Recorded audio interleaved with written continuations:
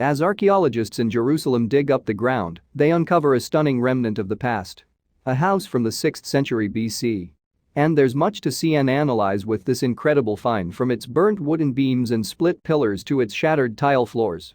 Upon their investigations of the area, however, the team notice a tiny piece of clay with a few words etched into it, an artifact that could just prove the truth of a story in the Bible. When experts dug up a parking lot in Jerusalem, they unearthed an awe-inspiring religious artifact. And it wasn't the first time that archaeologists had made an important find at the Givati parking lot. As the name implies, the locale used to be where neighborhood residents would leave their cars. Now, though, it's a busy dig site near to the City of David, another place of great interest for researchers. The City of David is one of Israel's most extensively investigated locations, in fact. Since 2003, however, archaeologists have also been discovering what lies beneath the Givati parking lot. And nearly 20 years later, they still make significant finds, including the minuscule relic that seems to confirm a reference made in the Bible. According to the locals, people have been inhabiting the East Jerusalem village of Silwan since the 7th century. Today, the neighborhood houses mostly Palestinian residents, although a few dozen Jewish families live there too. But it also hosts remnants of the distant past, and considering Jerusalem's history begins in the 4th century BC, that should probably come as no surprise. And while the Givati parking lot may once have been a relatively unremarkable spot, it has gone on to become a key site for researchers in the area. Its location close to the City of David, in particular, makes it a sensible choice for any archaeological expeditions. The City of David is actually a neighborhood within the confines of Silwan's borders, and it's one of the Holy Land's most extensively explored locales. This is partly because of its supposed ties to the Hebrew Bible, which references a City of David within its pages. And one particular find from a dig at the site suggests that people have lived in the area for a long time. An excavation of bedrock in the City of David has revealed shards of pottery that seemingly date back to the Chalcolithic era, which took place from 4500 BC to 3500 BC. Relics from later periods have been discovered here, too. For instance, in 2010 specialists unearthed an etched tablet that appears to originate from the 14th century BC, making it the earliest document of its kind to have ever been found in Jerusalem.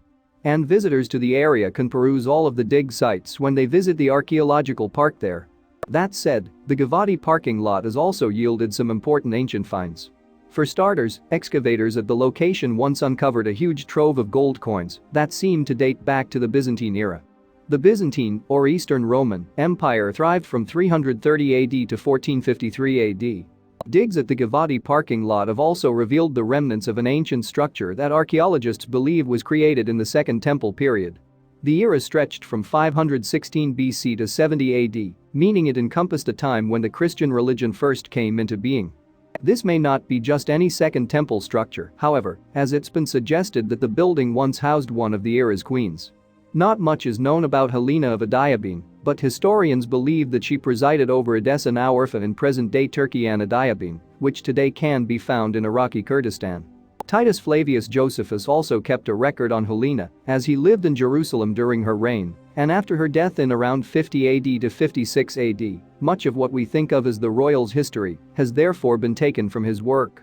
And while the Talmud also contains stories about the monarch, the ancient Jewish text was actually drafted long after Flavius Josephus committed his words to the page. These ancient records reveal Helena of Adiabene to have been a generous queen, especially in the midst of a major famine in Jerusalem. Rather than allow her people to starve, the ruler wrote to other kingdoms and asked them to send supplies. Consequently, she secured both corn from Alexandria and dried figs from Cyprus, all of which were given to those who were suffering. On top of that, the Talmud notes Helena's devout adherence to Jewish law.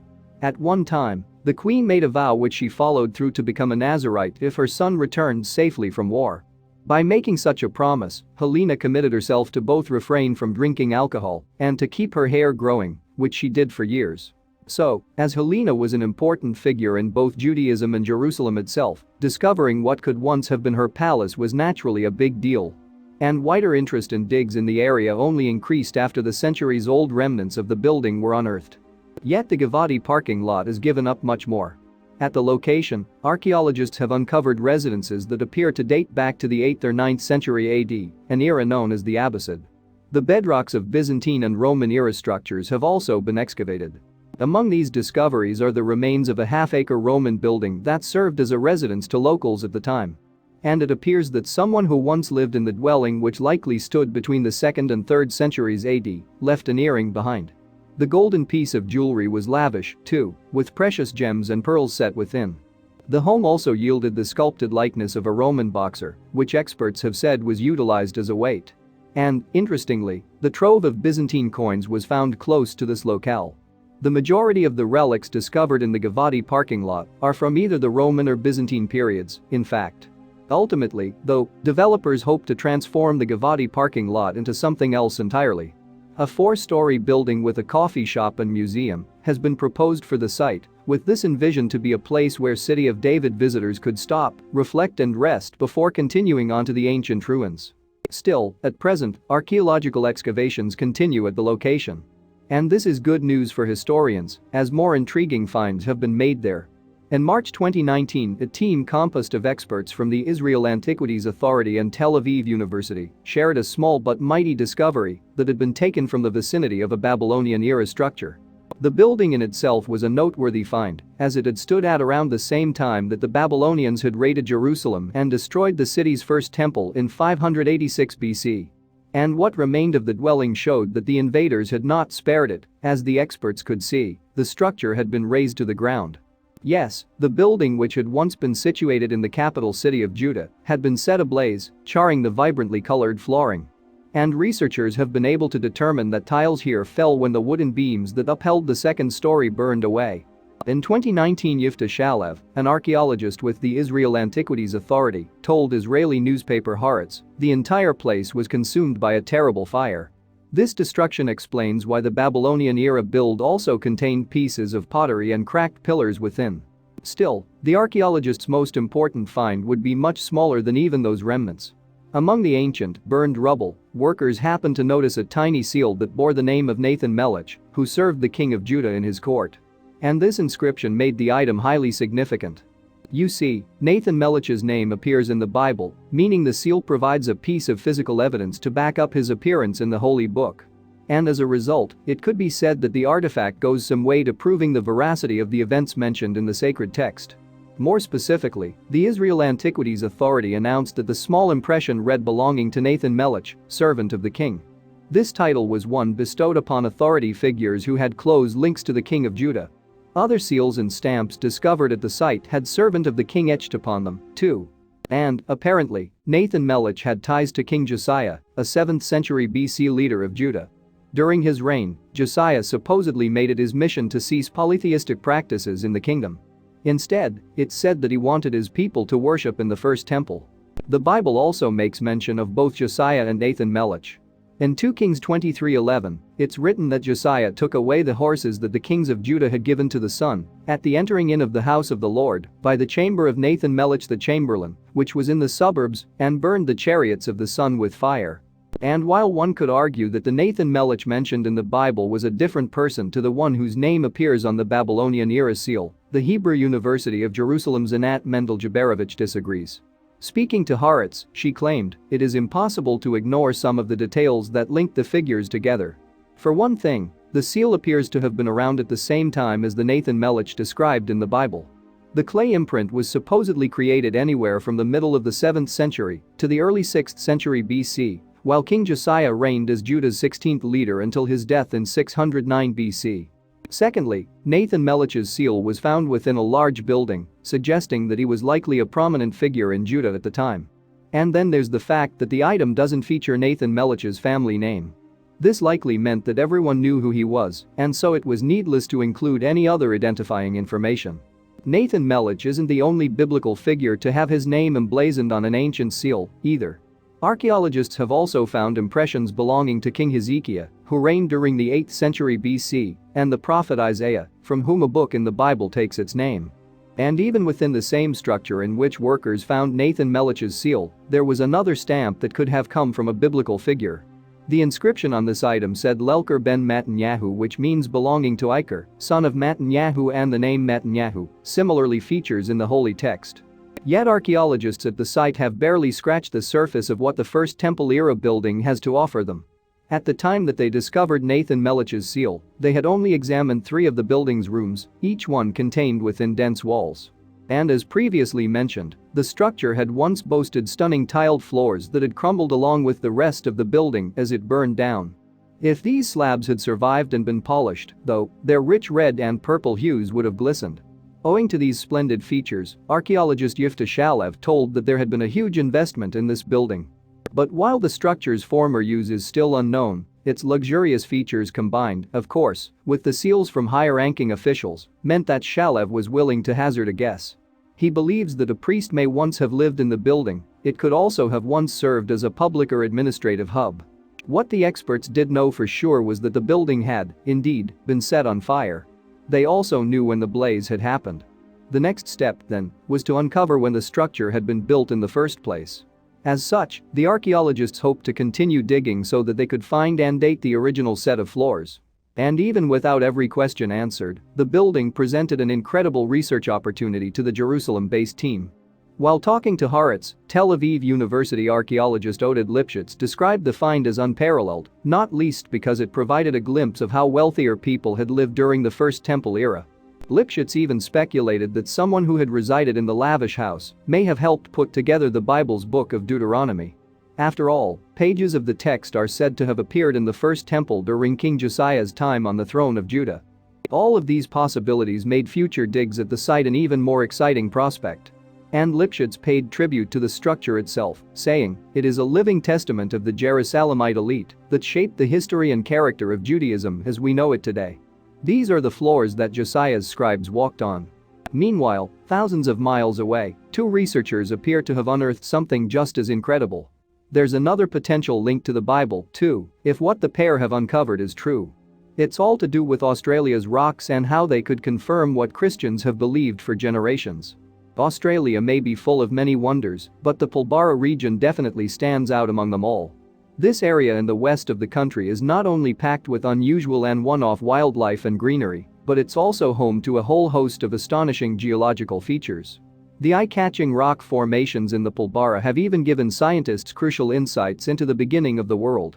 And, incredibly, one of those discoveries suggests there's some scientific basis for the events mentioned in the biblical book of Genesis. Sprawling over more than 193,000 square miles, the Pilbara region is double the area of the entire United Kingdom and as big as the northeastern United States. And given the sheer size of the landscape, it's perhaps no surprise that environments there are varied, ranging from dry and desert-like to tropical. But there's something for everyone in the region, from beautiful sandy beaches and secluded islets to rocky gorges, plunge pools and mountains. And the incredible natural wonders don't end there. Rare animals such as the Pilbara leaf-nosed bat and the olive python are also to be found in this part of the world. There's also a more than 30,000-year history of human habitation in the Pilbara, with its 1 million rock carvings, all acting as evidence that ancient peoples once lived and thrived there. Given the remarkable flora and fauna in the area, though, you may be surprised to learn that the Pilbara is also seen as the engine room of Australia. How did the region earn that moniker? Well, it appears that the landscape is bursting with natural resources, some of which are typically used within industry. Mining operations have found iron ore, natural gas, gold and base metals, for example, among the rocks there. Yet the history of mining in the Pilbara goes back just a few decades, to the 1960s. And there has been extraction in particular of iron ore, with some 6 million tons of the metal having been found in the region. In 2014, the Pilbara was said to be responsible for an amazing 95% of Australia's iron ore production, in fact. Owing in part to this extraction work, the Pilbara is home to around 60,000 inhabitants, most of whom live in the western third of the region. Many of the various mines, towns and commercial districts are also located in the vicinity. And while this era of human habitation is essentially modern, even industrial, the area has an ancient history that we're still discovering today. Indeed, while humans may have lived in the Pilbara for tens of thousands of years, the region itself has existed for far longer than that. And it not only plays home to some of the first rocks to have formed on the planet, but also fossils from the earliest life forms. These relics from a bygone age include remnants of sulfur-eating bacteria and stromatolites created by tiny microbes. But the location's unique features certainly don't end there. You see, the Pilbara has a remarkably uncommon geological makeup. Rock formations such as those found in Western Australia are only seen in one other place on Earth: South Africa. And these incredibly rare arrangements actually date back to a time before tectonic plates began to create landforms in the way we see today. This makes areas of the rock here billions of years old. Before we move on, though, let's have a quick chat about plate tectonics.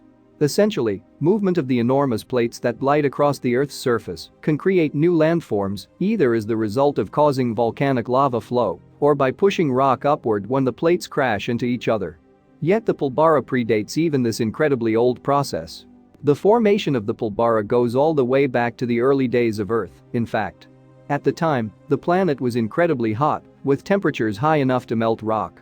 It's thought that molten basalt and granite then sank and rose over the course of millions of years, with this process leaving a distinct mark on the region's landscape. When seen from above, the area is now dotted with telltale domes of rock leftovers from that ancient activity. These mounds somehow survived the later tectonic plate movements and survive to this day.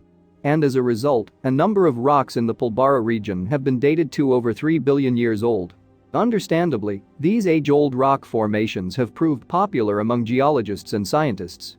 In particular, they're of use for those trying to understand exactly when and how plate tectonics began shaping landforms. The theory of gravitational overturn in the Pilbara even came about as a result of research in the region. But there are certainly other findings to be made about the Pilbara. For instance, in March 2020, University of Colorado Boulder researchers Benjamin Johnson and Boswell Wing published a study in the journal Natural Geoscience that detailed some of their work in the region. And during the course of the duo's investigations, they discovered some very interesting things indeed. More specifically, Johnson and Wing decided to analyze the chemical composition of the ancient rock of the Pilbara, looking in depth at the levels of the isotopes oxygen-18 and oxygen-16 there. These elements can, it appears, tell us a lot about the formation of landmass. The isotopes actually become trapped in the rock at the time of its formation, and their differing levels may give clues as to what the surrounding environment was like when that rock was created. For instance, lower amounts of oxygen-18 are a telltale sign that a landmass had appeared.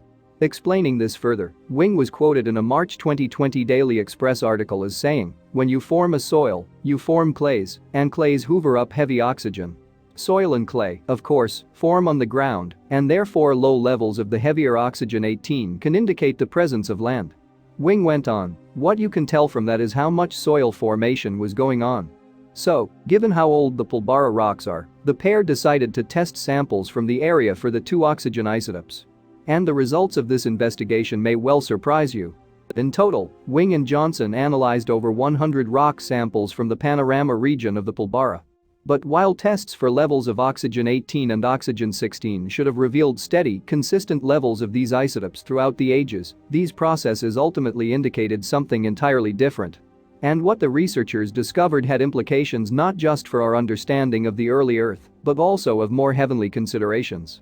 After looking at the samples, you see, Wing and Johnson discovered that oxygen-18 isotopes existed at higher than expected levels in the Pilbara rocks. Why is this significant? Well, although the heavy compound is usually hoovered up by soil and clay-rich environments, that doesn't appear to have happened in this area. And while Wing and Johnson have admitted that the disparity between expected and actual levels of oxygen-18 is very tiny, it is still significant. In a March 2020 report by SciNews.com, Wing is quoted as saying, "Though these mass differences seem small, the isotopes are super-sensitive." Faced with these unusual levels, the researchers then came to a unique conclusion. Johnson and Wing theorized that these higher oxygen-18 levels suggested no continents had existed at the time the isotope was trapped over 3 billion years ago. This subsequently led them to assume that the world, without any landmass, was covered in an enormous ocean, meaning the Pilbara, in turn, was once an ancient ocean bed. And the evidence seemed to fit. Some of the examples of early life found in the Pilbara region are water-based, after all, while much of the landscape bears the scars of flowing liquid. Today, there are these really scrubby and rolling hills that are cut through by dry riverbeds. "It's a crazy place," Johnson said of the area, according to a March 2020 article by The Independent. Of course, the possibility of a world covered in water has implications not only for geologists, but also for theologians. And while those two groups may sound like curious bedfellows, they do actually have a few things in common. Both share an interest in the mechanics of the beginning of the world, for instance. For scientists, of course, the Big Bang and the evolution of the solar system are key. Theologians, on the other hand, are more typically concerned with the divine creation of Earth and everything on it, a process that is described in the book of Genesis. The book of Genesis opens both the Old Testament and the Hebrew Bible. And, famously, it recounts a version of what is claimed to be the beginning of the world, which God apparently created in 6 days. Some aspects of the tale even seem to mirror Johnson and Wing's theory. In particular, Genesis states, "And God said, let the water under the sky be gathered to one place, and let dry ground appear. And it was so." The suggestion here is that at some point during the 6-day creation period, Earth was covered in water with no land in sight. And this idea that the young planet contained nothing but water appears to parallel Johnson and Wing's research. If their theories are correct, then the book of Genesis may actually have some basis in fact. Yet there is one small problem with the Bible mirroring life theory. According to the book of Genesis, God creates the oceans and the land in around 3 days. For many biblical scholars, this event took place around 6,000 years ago. But, of course, the scientists studying the Pilbara have dated the rocks there to approximately 3.2 billion years ago, which makes for quite the disparity in time periods. Still, there are those who don't see this difference as anything to worry about. Indeed, some so-called old Earth creationists believe that there's a perfectly good explanation for this not inconsiderable discrepancy.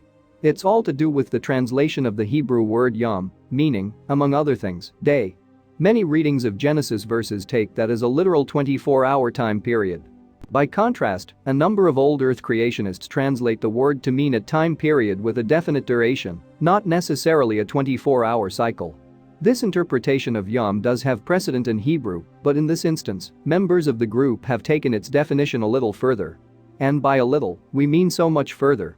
For old Earth creationists, you see, a biblical day can last up to billions of years. This means that the time period in which God created the land could have lasted epochs. And given that we still don't really know how, why or exactly when plate tectonics created the continents, it's easy to see why this explanation appears so attractive to some. If it's true, then the Bible may well describe the actual creation of the planet.